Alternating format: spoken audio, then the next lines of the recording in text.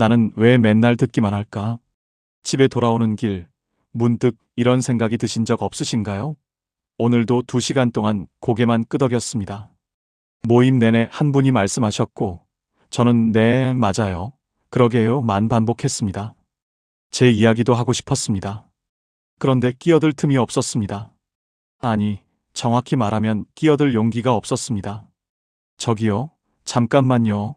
이 한마디가 왜 이렇게 어려울까요? 상대 말을 끊는 건 신뢰 같고, 그렇다고 끝까지 기다리자니 제 차례는 영원히 오지 않을 것 같고, 그래서 그냥 참습니다. 오늘도, 어제도, 지난주에도요. 집에 돌아와서 후회합니다. 나도 그 이야기 해봤는데 왜 말을 못했지? 나도 그 경험 있었는데 왜 꺼내지 못했지? 그리고 다음 모임이 두렵습니다. 또 듣기만 하게 될까 봐요. 또 투명인간처럼 있다 올까 봐요. 더 속상한 건 이게 한두 번이 아니라는 겁니다. 명절 때도, 동창 모임에서도, 심지어 가족끼리 밥 먹을 때도요. 어느새 저는 듣는 사람이 되어 있습니다. 말하는 사람이 아니라요. 그리고 점점 더 말을 아끼게 됩니다. 어차피 내 말할 기회 없을 거야. 괜히 끼어들었다가 분위기만 깰 거야. 그 답답함 저도 압니다. 나이 들수록 대화는 더 조심스러워지고 말 한마디에도 관계가 달라질 수 있다는 걸 알기 때문에 섣불리 끼어들지도 못하고, 그렇다고 가만히 있자니 제 존재감은 점점 희미해지는 것 같고, 그런 기분 들 때 있으시죠?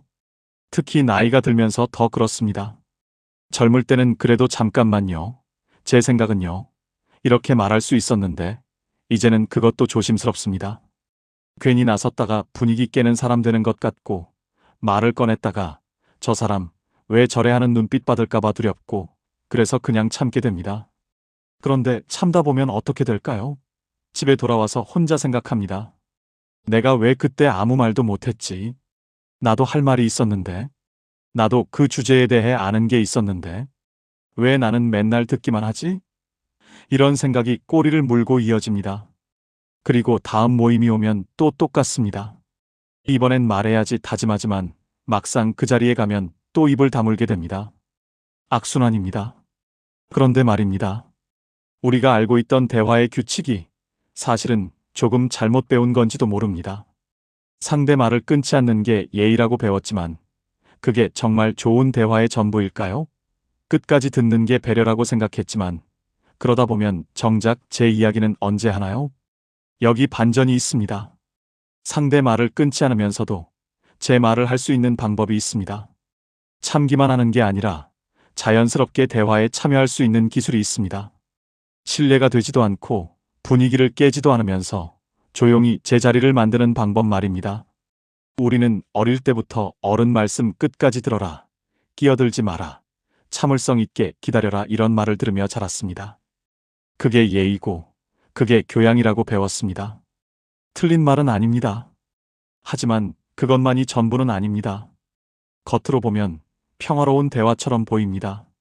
한 사람이 말하고 다른 사람이 듣고 고개 끄덕이고 맞장구 치고 웃고 공감하는 척하고, 그런데 그 속을 들여다보면 전혀 다른 풍경이 펼쳐집니다. 듣는 사람은 마음속으로 내 말은 언제 하지? 이 사람은 언제 끝나지? 나도 할 말이 있는데 벌써 30분째? 같은 이야기만 반복하네. 아, 나 오늘 여기 왜 왔지? 이런 생각들이 겹겹이 쌓여가고 있고 말하는 사람은 그걸 전혀 모릅니다. 아니, 어쩌면 알면서도 멈출 수 없는 건지도 모르죠. 자기 이야기를 다 해야 속이 풀리니까요. 그렇게 시간이 흐릅니다. 1시간, 2시간, 어떤 모임은 서너 시간씩 이어지는데 정작 제대로 된 대화가 오간 건 아닙니다. 한 사람이 말하고 나머지는 듣고 그게 전부입니다. 그리고 헤어질 때 오늘 좋았어, 다음에 또 보자 이렇게 말하지만 속으로는 다들 지쳐 있습니다. 말한 사람만 홀가분하고 들은 사람들은 피곤합니다. 오늘 말씀드릴 내용은 그 균형에 관한 이야기입니다. 상대의 말을 끊지 않으면서도 제 뜻을 분명히 전할 수 있는 방법, 참지도 않고 지치지 않으면서도 관계는 더 부드러워지는 그런 대화의 기술 같은 겁니다.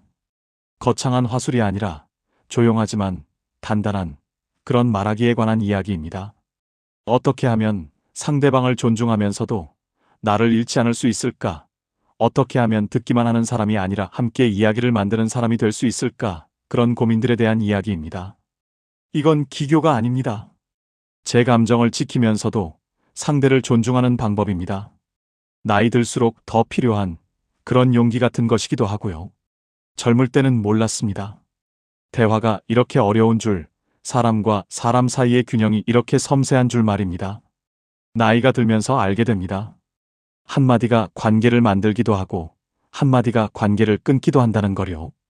그럼 지금부터 천천히 하나씩 풀어보겠습니다. 오늘 이 영상이 조금이라도 위로가 되셨으면 좋겠고 공감이 되신다면 구독과 좋아요로 함께 해주시면 정말 감사하겠습니다. 여러분의 작은 관심 하나가 이런 영상을 계속 만들 수 있는 힘이 됩니다. 그럼 시작해 보겠습니다. 첫 번째, 상대를 존중하며 나를 드러내는 첫마디. 명절 때였습니다. 친척 어르신 한 분이 계속 말씀하고 계셨습니다. 자녀 이야기, 손주 이야기, 건강 이야기, 요즘 세상 돌아가는 이야기, 1시간 넘게 이어졌습니다. 다들 고개만 끄덕였고 아무도 끼어들지 않았습니다. 처음에는 관심 있게 들었습니다. 아, 그러셨군요. 대단하시네요. 힘드셨겠어요. 이런 말들로 맞장구를 쳤습니다. 그런데 시간이 지나면서 점점 힘들어졌습니다. 같은 이야기가 반복되고 끝날 기미가 안 보이고 다른 사람들 표정도 점점 어두워지고 그래도 아무도 말을 안 합니다. 왜냐하면 어르신 말씀을 끊는 건 실례니까요. 그때 한 분이 조용히 이렇게 말했습니다. 그 말씀 들으니까 저도 비슷한 경험이 떠오르는데요. 저희 집도 작년에 비슷한 일이 있었거든요. 그 순간 분위기가 바뀌었습니다. 어르신은 잠깐 멈췄고, 그래요? 어떤 일이었는데요? 하고 물으셨습니다. 그분의 이야기를 들으셨습니다. 3분 정도였을까요? 그리 길지 않았습니다. 그리고 다시 자기 이야기로 돌아갔지만 이번엔 조금 달랐습니다. 듣는 사람들 표정이 살아났습니다. 대화가 일방통행이 아니라 주고받는 무언가가 된 겁니다. 신기한 건 그 한 문장이었습니다. 그 말씀 들으니까 저도 비슷한 경험이 떠오르는데요. 이 문장은 끼어드는 게 아니었습니다. 방해하는 것도 아니었습니다. 오히려 어르신의 이야기를 인정하고 거기에 자기 경험을 연결한 겁니다. 어르신도 기분 나빠하지 않으셨습니다. 오히려 자기 이야기가 다른 사람에게도 공감을 일으켰다는 걸 확인하고 더 기뻐하셨습니다. 하버드대 심리학과 연구팀이 2018년에 발표한 논문이 있습니다. 대화 중 당신 말을 듣고 제 경험이 떠올랐다는 식의 연결 문장을 사용한 그룹과 그냥 듣기만 한 그룹을 비교했습니다. 결과는 명확했습니다. 연결 문장을 사용한 그룹에서 대화 만족도가 34% 높았고 말하는 사람도 자신이 더 존중받는다고 느꼈습니다. 수치로 보면 별것 아닌 것 같지만 체감으로는 완전히 다른 대화였다고 합니다. 참여자들은 내 이야기가 다른 사람에게 영향을 주고 있다는 걸 느꼈다. 내가 혼자 떠드는 게 아니라 우리가 함께 이야기하고 있다는 기분이 들었다고 말했습니다. 이게 왜 효과적이냐면 이 문장은 끼어드는 게 아니라 연결하기 때문입니다. 상대의 이야기를 끊는 게 아니라 내 이야기를 그 흐름 속에 자연스럽게 올려놓는 겁니다. 그건 아니고요라고 시작하면 방어가 되지만 그 말씀 들으니까로 시작하면 확장이 됩니다. 같은 내용을 말하더라도 첫 문장이 어떻게 시작되느냐에 따라서 상대가 받아들이는 방식이 완전히 달라집니다. 생각해 보세요. 그건 좀 다른 것 같은데요로 시작하면 어떻게 될까요? 말하던 사람은 기분이 상합니다. 내 말이 틀렸다는 거야? 이런 생각이 듭니다. 그래서 더 강하게 자기 주장을 반복합니다. 대화는 논쟁이 되고 분위기는 무거워집니다. 하지만 그 말씀 들으니까 제 경험이 떠오르는데요로 시작하면 상대방은 제 이야기를 듣습니다. 왜냐하면 제 이야기가 그 사람 이야기를 부정하는 게 아니라 거기서 출발하기 때문입니다. 이건 성격 문제가 아닙니다. 대화 패턴입니다. 말은 부드러운데 흐름을 잡는 사람들은 대부분 이 첫 문장을 잘 씁니다. 그들은 상대방과 싸우지 않습니다. 상대방의 이야기를 인정하면서 자기 이야기를 덧붙입니다. 그래서 대화가 풍성해집니다. 한 사람의 독백이 아니라 여러 사람의 합창이 되는 겁니다. 그리고 또 하나 중요한 게 있습니다. 이 문장을 쓰면 듣기만 하는 사람들에게도 희망이 생깁니다. 아, 나도 저렇게 말하면 되는구나. 끼어드는 게 아니라 연결하면 되는구나. 그래서 조금씩 다른 사람들도 말을 합니다. 그렇게 대화는 살아납니다. 한 사람이 지배하는 시간이 아니라 모두가 참여하는 시간이 되는 겁니다. 몽테뉴는 이렇게 말했습니다. 좋은 대화는 서로의 생각을 교환하는 게 아니라 서로의 생각을 확장하는 것이다. 딱 이겁니다. 끼어드는 게 아니라 확장하는 겁니다. 내 말을 덧붙이는 게 아니라 우리의 이야기를 넓히는 겁니다. 그 차이를 아는 사람은 말을 많이 하지 않아도 존재감이 있습니다. 조용하지만 그 사람이 있으면 대화가 달라집니다. 실제로 이 문장을 연습해 보세요. 처음엔 어색할 수 있습니다. 그 말씀 들으니까라는 표현이 입에 안 붙을 수도 있습니다. 하지만 몇 번 써보면 자연스러워집니다. 그리고 효과를 느끼게 됩니다. 상대방이 제 말을 더 잘 들어줍니다. 분위기가 무겁지 않습니다. 제가 끼어든 게 아니라 자연스럽게 흐름에 참여한 느낌이 듭니다. 이 문장을 쓴다고 해서 제가 주도권을 빼앗는 건 아닙니다. 다만 제 자리를 조용히 만드는 겁니다. 듣기만 하는 사람이 아니라 함께 이야기를 만드는 사람으로요. 그게 지키는 겁니다. 제 감정을, 제 존재를요. 참고만 하다 지치는 게 아니라 참여하면서 살아나는 거죠. 두 번째, 감정을 알아주는 것만으로 충분할 때, 동네 경로당에서였습니다. 한 분이 계속 불만을 이야기하고 계셨습니다. 자식 이야기였습니다. 요즘 애들은 부모 마음을 몰라. 명절에도 안 오고 전화도 잘 안 하고 용돈 달라고만 하지. 며느리 이야기도 나왔습니다. 우리 때는 안 그랬는데 요즘 며느리들은 시어머니를 뭘로 아는지 모르겠어. 세상 돌아가는 것도 다 마음에 안 든다는 이야기였습니다. 요즘 세상이 왜 이래? 다들 제 멋대로고 인정도 없고 다들 피곤한 표정으로 듣고 있었습니다. 처음엔 그러게요. 힘드시겠어요 하고 맞장구를 쳤지만 10분, 20분, 30분이 지나도 끝나지 않았습니다. 같은 이야기가 반복되고 불만은 점점 더 커지고 듣는 사람들은 지쳐갔습니다. 어떤 분은 한숨을 쉬었고 어떤 분은 시계를 보셨습니다. 그런데 아무도 말을 안 합니다. 왜냐하면 그분이 힘드신 건 맞으니까요.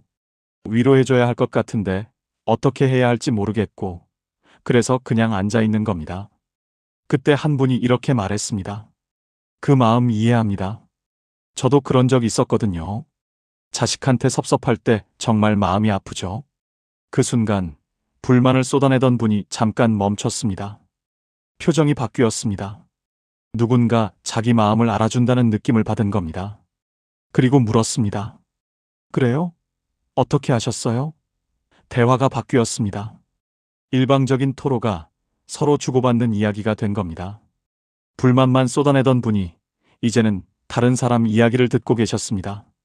스탠퍼드대 커뮤니케이션 연구소에서 2017년에 진행한 실험이 있습니다. 감정을 먼저 인정하는 문장으로 시작한 대화와 바로 해결책이나 의견을 제시한 대화를 비교했습니다. 감정 인정 그룹에서 상대방의 방어 태도가 41% 감소했고 대화가 건설적인 방향으로 이어질 확률이 58% 높았습니다. 더 흥미로운 건 감정을 인정받은 사람들은 스스로 해결책을 찾기 시작했다는 겁니다. 누가 조언하지 않아도 자기 문제를 다시 생각해보고 그래도 이렇게 하면 되겠네, 저렇게 해볼까 하는 말들이 나오기 시작했습니다.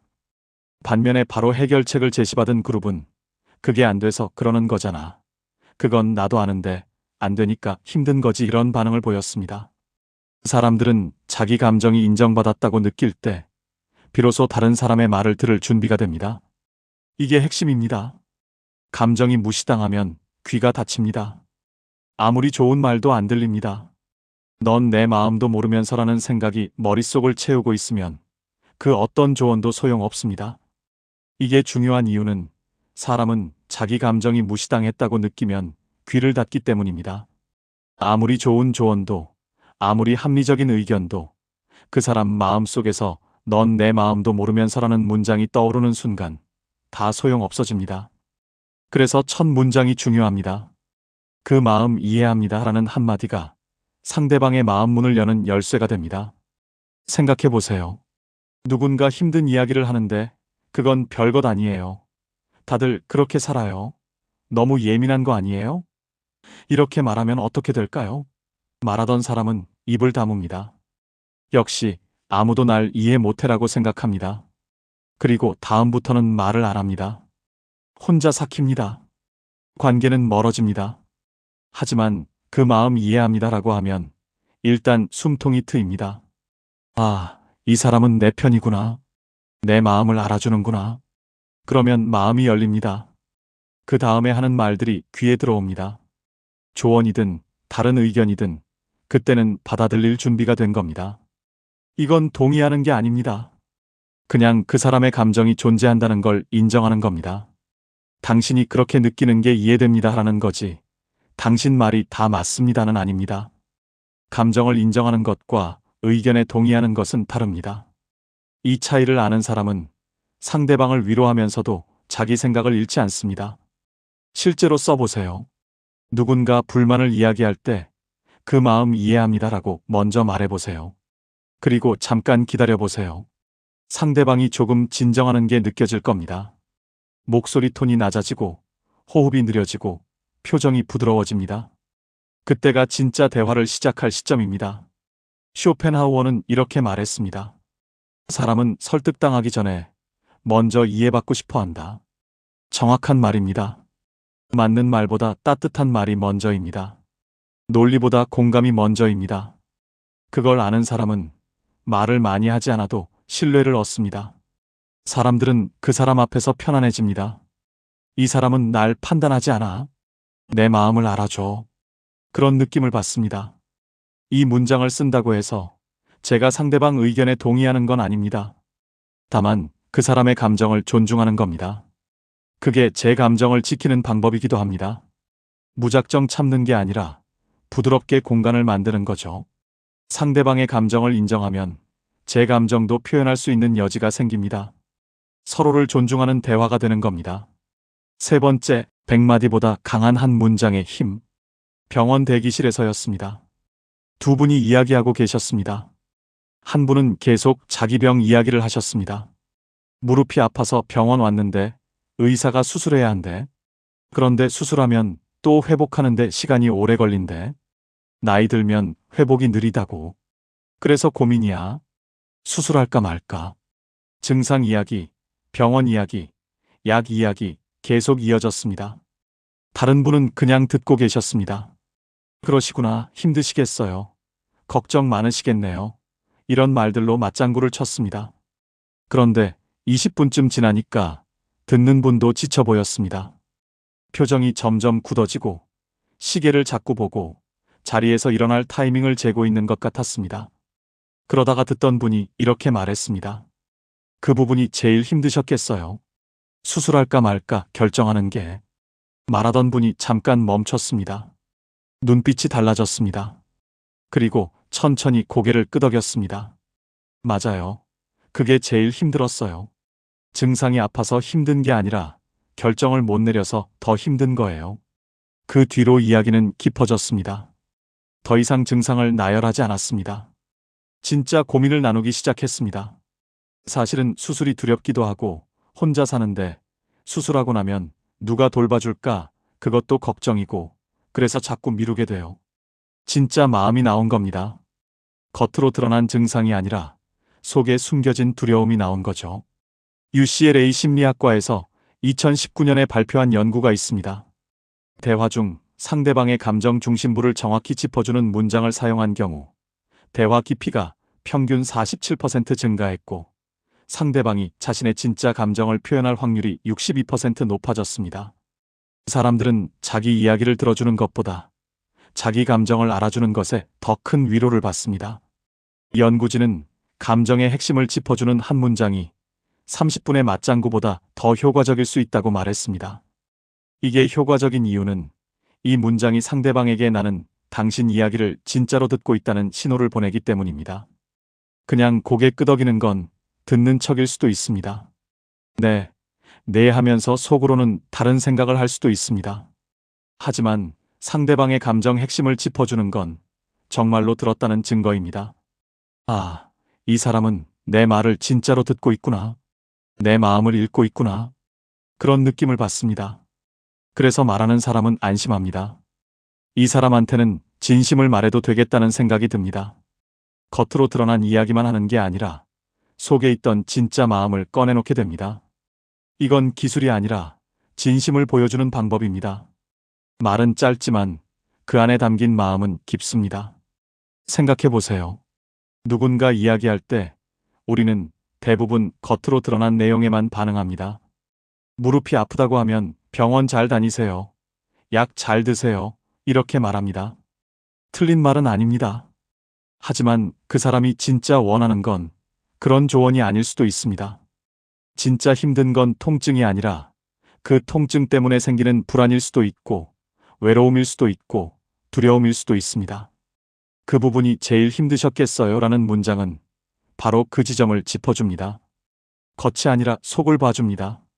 증상이 아니라 감정을 알아줍니다. 그래서 말하는 사람은 아, 이 사람은 날 이해하는구나 라고 느낍니다. 그리고 더 솔직해집니다. 실제로 연습해 보세요. 누군가 이야기할 때 그 사람이 진짜 힘들어하는 부분이 뭔지 생각해 보세요. 말로 표현한 내용 뒤에 숨어 있는 감정이 뭔지 상상해 보세요. 그리고 그걸 한 문장으로 짚어주세요. 그 부분이 제일 힘드셨겠어요. 그게 제일 걱정되셨겠어요. 그래서 마음이 많이 무거우셨겠네요. 이런 식으로요. 플라톤은 이렇게 말했습니다. 지혜로운 사람은 많이 말하지 않지만 중요한 순간에 정확한 한마디를 한다. 100마디 위로보다 한 문장이 더 깊이 들어갈 때가 있습니다. 그 한 문장이 뭔지 아는 사람은 대화에서 힘이 있습니다. 말을 많이 하지 않아도 그 사람이 있으면 대화가 깊어집니다. 또 하나 중요한 건 이 문장을 듣는 다른 사람들에게도 영향을 준다는 겁니다. 대화를 듣고만 있던 사람들이 아, 저렇게 반응하면 되는구나를 배웁니다. 그래서 다음부터는 자기들도 비슷하게 반응하기 시작합니다. 표면적인 맞장구가 아니라 진짜 공감을 하는 거죠. 그렇게 대화의 질이 올라갑니다. 이 문장을 쓴다고 해서 제가 상대방의 감정을 다 책임지는 건 아닙니다. 다만 그 감정을 알아봐 주는 겁니다. 그게 저를 지키는 방법이기도 합니다. 무조건 맞장구만 치는 게 아니라 진심으로 듣고 있다는 걸 보여주는 거죠. 그러면 대화는 일방통행이 아니라 서로를 보는 시간이 됩니다. 저도 지치지 않고 상대방도 위로받고 그런 대화가 됩니다. 네 번째, 독백을 합창으로 만드는 한마디. 동창 모임에서였습니다. 한 분이 계속 저랑 비슷한 이야기를 하고 계셨습니다. 우리 아들이 말이야, 요즘 회사에서 승진했어. 그것도 빨리 승진한 거래. 보통은 몇 년 걸리는데 우리 아들은 빨리 했대. 손주 이야기도 나왔습니다. 손주가 피아노를 배우는데 선생님이 재능이 있대. 콩쿠르 나가보래. 최근에 여행 다녀온 이야기도 길게 이어졌습니다. 제주도 갔다 왔는데 호텔이 얼마나 좋던지 바다 보이는 방이었어. 다들 웃으면서 듣고 있었지만 속으로는 조금 피곤했을 겁니다. 처음엔 잘 됐네, 부럽다 하고 축하해줬지만 30분이 넘어가니까 표정들이 굳어지기 시작했습니다. 누군가는 휴대폰을 보고 누군가는 창밖을 보고 대화에서 점점 빠져나가는 게 느껴졌습니다. 그런데 아무도 말을 안 합니다. 끼어들기가 애매하니까요. 그때 한 분이 이렇게 말했습니다. 제주도 좋다는 얘기 많이 들었는데 그럼 우리도 다음에 한번 같이 가볼까요? 동창들끼리 여행 한번 가는 것도 좋을 것 같은데. 분위기가 확 바뀌었습니다. 한 사람의 이야기가 모두의 계획이 된 겁니다. 말하던 분도 기분 좋게 그래, 그거 좋은데?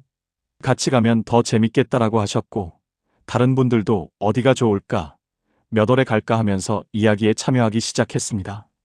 신기한 변화였습니다. 한 사람만 말하던 자리가 갑자기 모두가 참여하는 자리가 된 겁니다. 소외되어 있던 사람들이 다시 대화 속으로 들어왔습니다. 그리고 말하던 분도 더 즐거워 보였습니다. 자기 이야기가 자랑으로 끝난 게 아니라 모두의 가능성으로 이어진 거니까요. MIT 대화연구소에서 2020년에 진행한 실험이 있습니다. 대화 중 개인의 경험을 집단의 미래로 연결하는 문장을 사용한 그룹과 그냥 맞장구만 친 그룹을 비교했습니다. 연결 문장을 사용한 그룹에서 모든 참여자의 대화 만족도가 평균 39% 높았고, 모임 이후에도 연락을 지속할 확률이 52% 증가했습니다. 더 놀라운 건 자랑을 하던 사람도 만족도가 높았다는 겁니다. 내 이야기가 다른 사람들에게 영향을 주었다. 내 경험이 우리 모두에게 도움이 됐다라고 느꼈기 때문입니다. 자랑으로 끝나면 뿌듯하지만 조금 미안한 마음이 남는데, 제안으로 이어지면 자랑이 아니라 정보 공유가 되는 겁니다. 사람들은 자기 이야기가 혼자만의 것이 아니라 우리 모두의 가능성이 될 때 더 큰 기쁨을 느낍니다. 이게 핵심입니다. 개인의 경험을 공동의 희망으로 바꾸는 겁니다. 나는 이렇게 했어가 우리도 이렇게 해볼까? 로 바뀌는 순간 마법이 일어납니다. 이게 중요한 이유는 이 문장이 개인의 자랑을 공동의 희망으로 바꾸기 때문입니다. 나는 제주도 갔다 왔어로 끝나면 듣는 사람들은 좋겠네, 나도 가고 싶다라고 생각하면서도 소외감을 느낍니다. 왜냐하면 그건 그 사람만의 이야기니까요. 하지만 우리도 같이 가볼까? 로 바뀌면 듣는 사람들은 포함됩니다. 이제 그 이야기는 나의 이야기이기도 합니다. 그리고 말하는 사람도 자기 이야기가 자랑이 아니라 제안이 되면서 더 편안해집니다. 자랑은 언제나 조금 부담스럽습니다. 내가 너무 자랑만 하는 건 아닐까? 사람들이 나를 허영심 많은 사람으로 볼까? 이런 걱정이 있습니다. 하지만 제안이 되면 그런 부담이 사라집니다. 아, 내 경험이 도움이 되는구나 라고 느낍니다. 이건 화제를 바꾸는 게 아니라 화제를 확장하는 겁니다. 한 사람의 경험을 모두의 경험으로 만드는 거죠. 그래서 아무도 기분 나쁘지 않습니다. 말하던 사람도 기쁘고 듣던 사람들도 기쁩니다. 모두가 이기는 대화가 되는 겁니다. 실제로 써보세요. 누군가 자기 경험을 이야기할 때 우리도 그렇게 해볼까요? 다음에 우리도 한번 해보면 좋겠네요. 그거 우리 계획에 넣어볼까요? 이런 문장으로 연결해보세요. 그러면 대화가 달라집니다. 한 사람의 독백이 아니라 모두의 합창이 됩니다. 몽테뉴는 이렇게 말했습니다. 대화의 기술은 상대방을 빛나게 하면서도 나를 잃지 않는 것이다. 정확합니다. 상대를 존중하면서도 나를 지키는 겁니다. 그 균형을 아는 사람은 어디서든 환영받습니다. 사람들은 그 사람과 이야기하는 걸 좋아합니다. 왜냐하면 그 사람과 있으면 자기도 주인공이 될 수 있으니까요. 또 하나 중요한 건 이 문장이 미래를 만든다는 겁니다. 우리도 해볼까요? 라고 하면 실제로 그 일이 일어날 가능성이 높아집니다. 막연한 바람이 아니라 구체적인 계획이 되는 거죠. 그래서 모임이 더 활성화됩니다. 다음에 만났을 때 그래, 우리 언제 갈까? 하면서 이야기가 이어집니다. 관계가 깊어지는 겁니다. 이 문장을 쓴다고 해서 제가 주제를 빼앗는 건 아닙니다. 다만 그 이야기 속에 제 자리를 만드는 겁니다. 듣기만 하는 사람이 아니라 함께 꿈꾸는 사람이 되는 거죠. 그게 제 감정을 지키는 방법입니다. 지치지 않으면서도 관계는 더 가까워지는 거죠. 참고만 하는 게 아니라 참여하면서 에너지를 얻는 겁니다. 5번째, 반박 없이 시선을 바꾸는 기술. 아파트 경비실 앞에서였습니다. 두 분이 이야기하고 계셨습니다. 한 분이 계속 요즘 세상이 어떻고 젊은 사람들이 어떻고 예전엔 안 그랬는데 이런 이야기를 하셨습니다. 요즘 젊은 사람들은 인사도 안 해. 엘리베이터에서 마주쳐도 고개도 안 숙여. 우리 때는 안 그랬는데. 요즘 세상은 너무 각박해. 옆집이 누가 사는지도 모르고 살잖아. 예전엔 이웃끼리 다 알고 지냈는데. 물가도 너무 올라서 살기 힘들어. 뭐 하나 사려고 해도 다 비싸. 듣는 분은 그냥 그러게요, 맞아요 하고 계셨는데 점점 표정이 어두워졌습니다. 부정적인 이야기를 계속 듣다 보니 기분까지 가라앉는 겁니다. 처음엔 공감하려고 했지만 10분, 15분 지나니까 지쳐 보였습니다. 자리를 뜨고 싶은데 그럴 수도 없고 그냥 서 있는 것만으로도 힘들어 보였습니다. 그때 지나가던 다른 분이 잠깐 멈춰서 이렇게 말했습니다. 그래도 좋은 일도 많지 않나요? 저번에 누가 엘리베이터에서 문 잡아주더라고요. 젊은 사람이었는데 참 친절하더라고요. 말하던 분이 잠깐 멈췄습니다. 생각하는 표정이었습니다. 그리고 웃으며 말했습니다. 그래요. 그런 사람들도 있긴 하죠. 저번에도 누가 짐 들어주더라고. 분위기가 조금 밝아졌습니다. 부정에서 긍정으로, 불만에서 감사로 흐름이 바뀐 겁니다. 영국 옥스퍼드대 사회심리학과에서 2018년에 발표한 연구가 있습니다. 부정적 이야기가 계속될 때 긍정적 전환 문장을 자연스럽게 삽입한 경우 대화 참여자들의 스트레스 호르몬 수치가 평균 28% 감소했고 대화 이후의 기분이 36% 개선되었습니다. 더 흥미로운 건 부정적 이야기를 하던 사람도 기분이 나아졌다는 겁니다. 처음에는 약간 방어적인 반응을 보이다가도 긍정적인 면을 생각하면서 스스로 기분이 전환되는 경우가 많았습니다. 그래, 나쁜 것만 있는 건 아니지 하면서 생각이 바뀌는 거죠. 사람들은 부정적 이야기에 동의하는 것보다 긍정적 가능성을 제시하는 사람을 더 신뢰합니다. 왜냐하면 부정에 부정을 더하면 모두가 우울해지기 때문입니다. 하지만 부정 옆에 긍정을 놓으면 균형이 생깁니다. 그리고 사람들은 균형 잡힌 시각을 가진 사람을 더 현명하다고 생각합니다. 이게 효과적인 이유는 이 문장이 상대방의 부정을 부정하지 않으면서도 다른 시선을 조용히 제안하기 때문입니다. 그건 아니에요 라고 하면 싸움이 됩니다. 당신이 틀렸어요 라는 메시지가 되니까요. 하지만 그래도 이런 것도 있지 않나요? 라고 하면 대화가 됩니다. 당신 말도 맞지만 이런 면도 있어요 라는 뜻이 되는 거죠. 상대방을 틀렸다고 하지 않으면서도 제 시선을 보여주는 겁니다. 이건 반박이 아니라 균형 잡기입니다. 부정에 부정을 얻는 게 아니라 부정 옆에 긍정을 나란히 놓는 거죠. 그러면 상대방도 생각하게 됩니다. 아, 그런 면도 있네. 내가 너무 한쪽만 봤나? 실제로 우리 주변을 보세요. 부정적인 이야기만 하는 사람 옆에 있으면 지칩니다. 아무리 그 사람이 좋은 사람이어도 매번 만날 때마다 불평불만만 들으면 피하고 싶어집니다. 반대로 긍정적인 면을 볼 줄 아는 사람 옆에 있으면 기분이 좋아집니다. 그 사람과 있으면 세상이 조금 더 살만한 곳처럼 느껴집니다. 그래도라는 단어가 중요합니다. 이 단어는 부정하지 않으면서도 방향을 바꿉니다. 그건 아니고라고 하면 대립이 되지만 그래도라고 하면 추가가 됩니다. 당신 말도 인정하지만 이것도 있어요 라는 뜻이 되는 거죠. 쇼펜하우어는 이렇게 말했습니다. 사람의 마음을 바꾸는 건 강한 논리가 아니라 부드러운 가능성이다. 정확한 말입니다. 정면으로 맞서는 것보다 옆에서 다른 길을 보여주는 게 더 효과적입니다. 그걸 아는 사람은 싸우지 않고도 분위기를 바꿉니다. 대화를 지배하지 않으면서도 대화의 방향을 조용히 바꾸는 겁니다. 또 하나 중요한 건 이 문장이 듣고 있던 다른 사람들에게도 숨통을 틔워준다는 겁니다. 부정적인 이야기를 계속 듣고 있으면 다들 답답합니다. 언제까지 이 이야기를 들어야 하나? 어떻게 하면 이 분위기를 바꿀 수 있을까? 이런 생각을 하고 있습니다. 그때 누군가 긍정적 전환을 해주면 다들 안도합니다. 아, 드디어 분위기가 바뀌는구나. 이 문장을 쓴다고 해서 제가 상대방을 부정하는 건 아닙니다. 다만 제 시선을 지키는 겁니다. 부정적인 이야기에 계속 동조하다 보면 제 마음도 어두워집니다. 그래서 조용히, 부드럽게 다른 가능성을 꺼내놓는 겁니다. 그게 저를 지키는 방법입니다. 관계를 끊지 않으면서도 제 마음을 지키는 거죠. 실제로 써보세요. 누군가 부정적인 이야기를 계속할 때 그래도 이런 것도 있지 않나요? 그래도 좋은 일도 있잖아요. 저는 이런 것도 봤는데요. 이렇게 부드럽게 말해보세요. 싸우는 게 아니라 균형을 잡는 거죠. 그러면 대화가 한쪽으로 치우치지 않습니다. 부정만도 아니고 긍정만도 아닌 현실적인 대화가 됩니다. 그런데 말입니다. 좋은 문장이 있다면 나쁜 문장도 있습니다.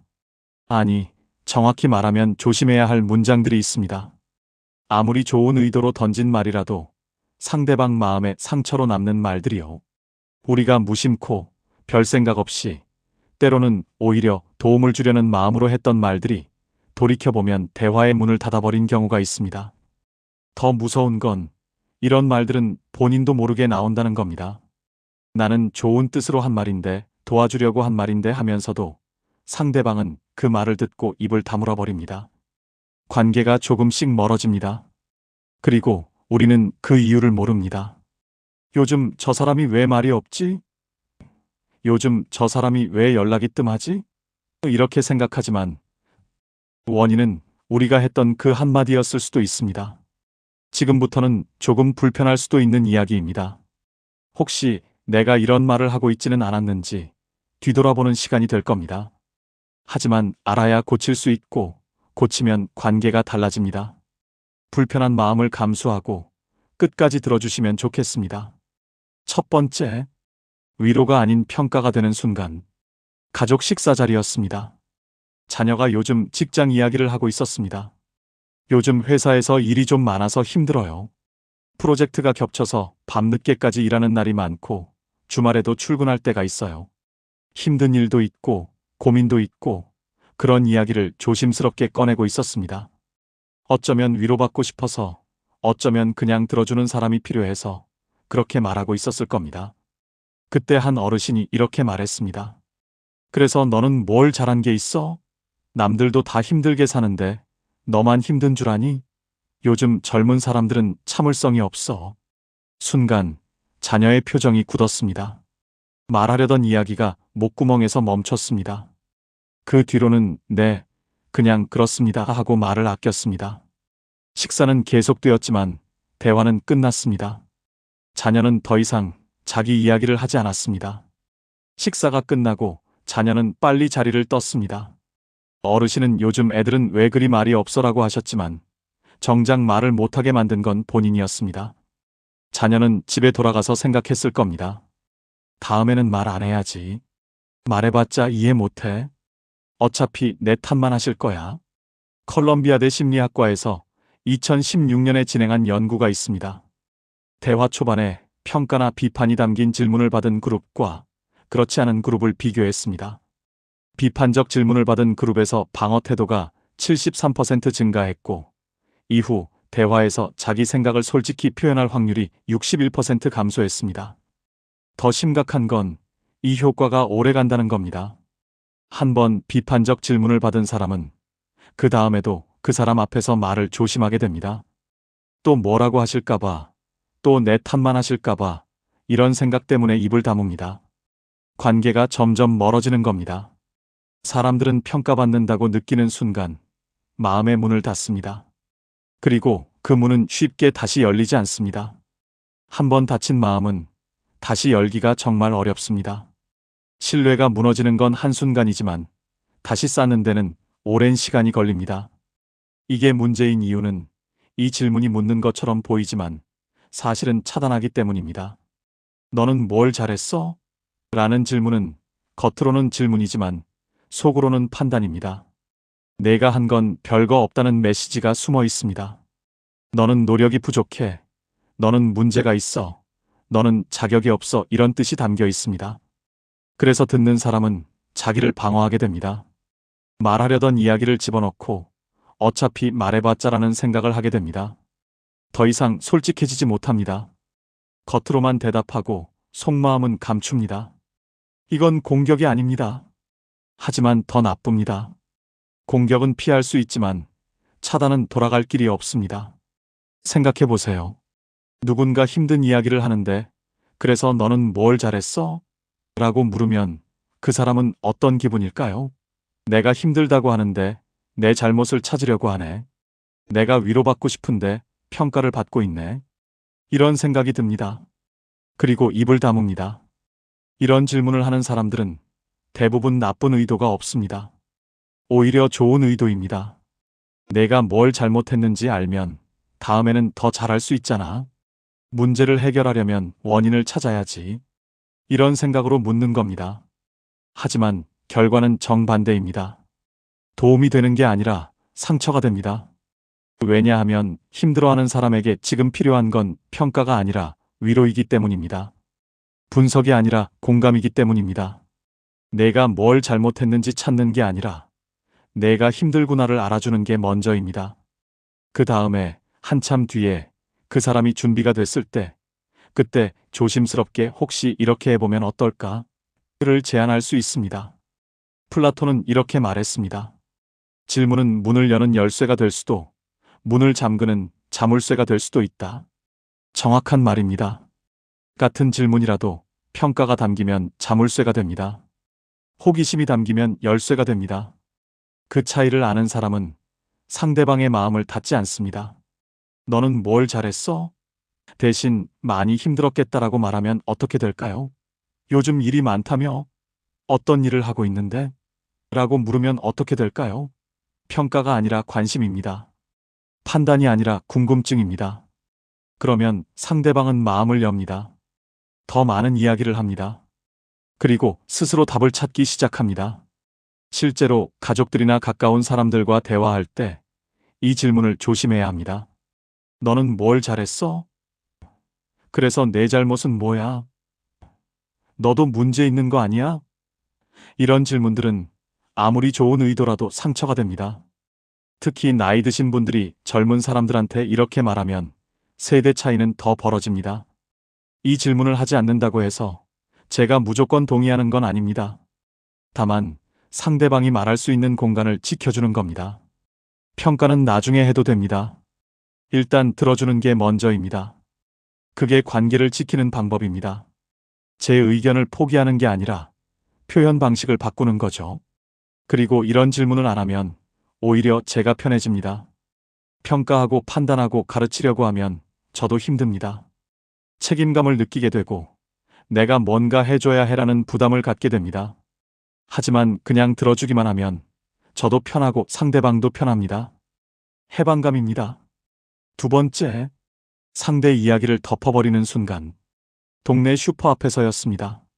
두 분이 이야기를 나누고 계셨습니다. 한 분이 요즘 건강이 안 좋다는 이야기를 하셨습니다. 요즘 허리가 너무 아파서 걷기도 힘들어. 병원 갔더니 디스크래. 물리치료 받으라는데 매일 가기도 힘들고, 어디가 아프고 병원에서 뭐라고 했고, 약은 뭘 먹고 있고, 그런 이야기였습니다. 천천히 조심스럽게 자기 상황을 설명하고 계셨습니다. 그때 듣던 분이 갑자기 이렇게 말했습니다. 나도 예전에 그랬는데 말이야. 나도 디스크였어. 그때 정말 힘들었지. 걷지도 못하고 앉아있지도 못하고 누워만 있었어. 그런데 내가 어떻게 나았는지 아니? 운동이야, 운동. 수영을 했어. 수영장 다니면서 매일 수영하니까 나았어. 너도 수영해봐. 그리고 자기 이야기를 계속했습니다. 얼마나 힘들었는지, 어떤 병원을 다녔는지, 어떤 의사를 만났는지, 5분, 10분, 자기 경험담이 이어졌습니다. 처음에 말하던 분은 입을 다물었습니다. 고개만 끄덕이다가 적당히 네, 그러셨군요 하고 자리를 떴습니다. 위로받으러 온 게 아니라 상처받고 간 겁니다. 왜 그랬을까요? 자기 아픈 이야기를 하고 싶었는데 정작 할 수 없었으니까요. 상대방이 자기 이야기로 덮어버렸으니까요. 내 이야기는 중요하지 않구나. 그 사람은 내 말을 듣고 싶은 게 아니라 자기 말을 하고 싶었던 거구나. 이런 생각이 들었을 겁니다. 스탠퍼드대 커뮤니케이션 학과에서 2019년에 발표한 연구가 있습니다. 상대방이 어려운 이야기를 할 때 즉각적으로 자기 경험을 꺼내는 반응과 먼저 공감하고 나중에 경험을 나누는 반응을 비교했습니다. 즉각 반응 그룹에서 상대방의 소외감이 67% 증가했고 대화 만족도는 54% 감소했습니다. 연구진은 이렇게 설명했습니다. 사람들은 자기 이야기를 듣고 바로 튀어나오는 다른 사람 이야기를 공감이 아니라 경쟁으로 받아들입니다. 내 고통보다 내 고통이 더 컸어라는 메시지로 들립니다. 그래서 더 외롭고 더 이해받지 못한다고 느낍니다. 이게 문제인 이유는 이 문장이 연결하는 게 아니라 덮어버리기 때문입니다. 나도 그랬어는 공감처럼 들리지만 상대방 입장에서는 내 이야기는 끝났고 이제 내 차례야 라고 들립니다. 상대방의 감정이 채 가라앉기도 전에 다른 이야기가 그 위를 덮습니다. 그래서 말하던 사람은 자기 이야기가 중요하지 않다고 느낍니다. 들어주는 게 아니라 기다렸다가 자기 이야기할 틈만 노리는 것처럼 느껴지는 겁니다. 아, 이 사람은 내 말을 듣고 있는 게 아니라 자기 경험 중에 비슷한 거 찾고 있었구나. 이런 생각이 듭니다. 그리고 더 나쁜 건 조언까지 덧붙인다는 겁니다. 너도 수영해봐. 너도 이렇게 해봐. 내가 해봐서 아는데 이게 제일 좋아. 이런 말들이 따라옵니다. 상대방은 지금 조언을 원하는 게 아닙니다. 그냥 들어주는 사람이 필요한 겁니다. 그런데 조언까지 받으니 더 부담스럽습니다. 몽테뉴는 이렇게 말했습니다. 경청은 침묵이 아니라 상대방의 이야기가 충분히 숨 쉴 수 있는 공간을 주는 것이다. 정확합니다. 내 경험을 나누는 건 나쁜 게 아닙니다. 다만 타이밍이 중요합니다. 상대방 이야기가 끝나기도 전에 내 이야기를 꺼내면 그건 나눔이 아니라 가로채기가 됩니다. 그럼 어떻게 해야 할까요? 일단 끝까지 듣습니다. 상대방이 하고 싶은 말을 다 할 때까지 기다립니다. 그리고 공감합니다. 많이 힘드시겠어요. 걱정 많으시겠네요. 그 마음 이해합니다. 이런 말들을 먼저 합니다. 그 다음에 한참 뒤에 상대방이 물어볼 때 그때 제 경험을 나눕니다. 저도 비슷한 경험이 있는데 들어보시겠어요? 이렇게 물어보고 상대방이 원하면 그때 이야기합니다. 이게 순서입니다. 내 이야기를 하고 싶다고 해서 아무 때나 하면 안 됩니다. 실제로 연습해 보세요. 누군가 힘든 이야기를 할 때 바로 나도 그랬어라고 하지 마세요. 일단 참으세요. 끝까지 듣고 공감하고 기다리세요. 그러면 대화가 달라집니다.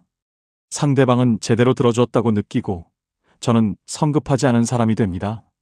이 말을 하지 않는다고 해서 제 경험이 무가치한 건 아닙니다. 다만 순서를 지키는 겁니다. 상대방 이야기를 먼저 다 듣고 그 다음에 제 이야기를 꺼내도 늦지 않습니다. 오히려 그때 나누는 경험이 더 진심으로 받아들여집니다. 그게 해방감입니다. 급하게 말하지 않아도 된다는 그 여유 말입니다. 내가 꼭 지금 말해야 해. 내 경험을 꼭 알려줘야 해. 이런 조급함에서 벗어나는 겁니다. 그냥 듣기만 해도 충분하다는 걸 아는 거죠.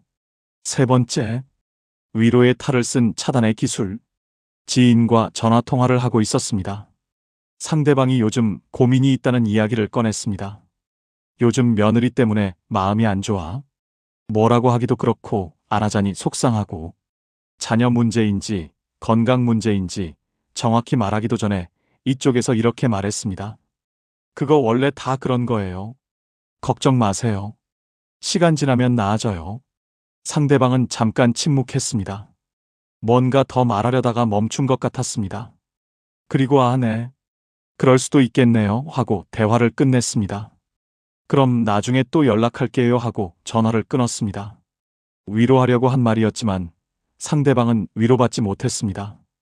오히려 더 외로워졌을 겁니다. 전화를 끊고 나서 생각했을 겁니다. 말을 왜 했나? 어차피 이해 못해. 그냥 넘어가는 말만 하네. 다음엔 말 안 해야지. 관계가 조금 멀어진 순간이었습니다. 시카고대 심리학과에서 2017년에 진행한 실험이 있습니다.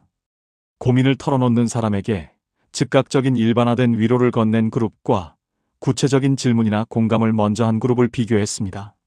일반화된 위로 그룹에서 상대방이 느끼는 고립감이 59% 증가했고 이 사람은 내 이야기를 진짜로 들은 게 아니다라고 느낄 확률이 71% 높았습니다. 연구진은 흥미로운 발견을 했습니다. 빠른 위로를 받은 사람들은 그 다음에 더 이상 이야기를 하지 않았습니다. 반면에 천천히 공감을 받은 사람들은 더 깊은 이야기를 꺼냈습니다. 진짜 고민이 뭔지, 진짜 두려운 게 뭔지 그런 것들을 말하기 시작했습니다. 사람들은 빠른 위로보다 느린 이해를 원합니다. 이게 핵심입니다. 3초 만에 괜찮아요 라고 하는 것보다 3분 동안 힘드시겠어요 라고 들어주는 게 더 위로가 됩니다. 이게 문제인 이유는 이 말이 위로하는 게 아니라 무시하기 때문입니다. 원래 다 그래요라는 말은 겉으로는 위로지만 속으로는 내 문제는 특별할 게 없어라는 뜻입니다. 다들 그렇게 살아. 누구나 다 겪는 일이야. 대수롭지 않아. 이런 메시지가 담겨 있습니다. 말하는 사람은 자기 고민이 하찮게 느껴집니다. 아직 제대로 말도 못했는데 벌써 결론이 나버린 기분입니다. 아, 이 사람은 내 이야기 들을 생각이 없구나. 빨리 끝내고 싶은 거구나. 이런 생각이 듭니다. 이건 공감이 아니라 차단입니다. 빨리 끝내고 싶은 마음이 느껴지는 거죠. 괜찮아요. 걱정 마세요. 다 잘 될 거예요. 이런 말들은 말하는 사람을 편하게 하는 말입니다. 듣는 사람을 편하게 하는 게 아니라요. 나는 할 말 다 했어. 위로도 했어. 이제 내 할 일은 끝났어. 이런 뜻이 담겨 있습니다. 쇼펜하우어는 이렇게 말했습니다. 성급한 위로는 상처에 반창고를 붙이는 게 아니라 상처가 없다고 우기는 것이다. 정확한 말입니다. 고민을 듣는 건 해결하는 게 아닙니다. 그 고민이 존재한다는 걸 인정하는 겁니다. 그게 먼저입니다. 원래 다 그래요. 대신 어떤 일이 있으셨는데요? 라고 물어보세요. 그게 왜 걱정되세요? 라고 물어보세요. 말씀하시고 싶으세요? 라고 물어보세요. 성급하게 위로하지 말고 천천히 들어주세요. 그러면 상대방은 이야기를 합니다. 겉으로 드러난 문제가 아니라 속에 있는 진짜 고민을 꺼냅니다. 사실은 며느리가 나를 무시하는 것 같아서 속상해. 사실은 내가 쓸모없어진 것 같아서 두려워. 사실은 외로워. 이런 진짜 마음들이 나옵니다. 실제로 써보세요. 누군가 고민을 꺼낼 때 바로 괜찮아요 라고 하지 마세요. 일단 멈추세요. 어떤 일이에요? 더 말씀해 주시겠어요? 이렇게 물어보세요. 그리고 기다리세요. 상대방이 말할 때까지요. 이 말을 하지 않는다고 해서 제가 냉정한 건 아닙니다. 다만 조급하지 않은 겁니다. 빨리 위로하려고 하지 않아도 됩니다. 천천히 끝까지 들어주는 게 진짜 위로입니다. 그게 제 감정도 지키는 방법입니다. 괜히 말했다가 오해받는 것보다 차분히 듣는 게 더 나을 때가 있습니다. 그리고 이렇게 하면 저도 편해집니다. 뭔가 해줘야 해, 위로해줘야 해, 문제를 해결해줘야 해, 이런 부담에서 벗어납니다. 그냥 들어주기만 하면 됩니다. 그것만으로도 충분합니다. 결국 대화는 누가 이기느냐의 문제가 아닙니다. 누가 더 많이 말하느냐, 누가 더 설득력 있느냐, 그런 게 중요한 게 아닙니다. 진짜 중요한 건 서로 존중하면서도 자기를 잃지 않는 것, 그 균형입니다. 나이 들수록 우리는 알게 됩니다. 말을 많이 한다고 해서 관계가 깊어지는 게 아니라는 걸, 말을 참는다고 해서 평화로운 게 아니라는 걸, 진짜 중요한 건 균형이라는 거요. 상대의 말을 존중하면서도 내 뜻을 잃지 않는 것, 듣기만 하지도 않고 말만 하지도 않는 것, 그 사이 어딘가에 우리가 서 있어야 한다는 걸 말입니다. 인생을 살다 보면 대화가 이렇게 어려운 줄 미처 몰랐습니다. 젊을 때는 그냥 생각나는 대로 말했습니다. 하고 싶은 말 다 하고 하기 싫은 말은 안 하고 그렇게 살았습니다. 그런데 나이가 들면서 알게 됩니다. 한마디가 관계를 만들기도 하고 한마디가 관계를 끊기도 한다는 거요. 말이 얼마나 무거운지, 침묵이 얼마나 깊은지 그런 것들을 알게 됩니다. 지치지 않으려면 참기만 해서는 안 됩니다. 무조건 듣기만 하면 속이 병듭니다. 언젠가는 폭발하거나 아니면 그냥 그 관계를 피하게 됩니다. 저 사람 만나면 피곤해. 저 사람은 자기 말만 해. 이런 생각이 들면 관계는 끝입니다. 그렇다고 끊어내기만 해도 안 됩니다. 내 말 들어. 내가 말할 차례야. 이렇게만 하면 싸움이 됩니다. 부드럽지만 단단하게, 조용하지만 분명하게 제 자리를 만들어가는 겁니다. 그게 나이든 우리에게 필요한 용기입니다.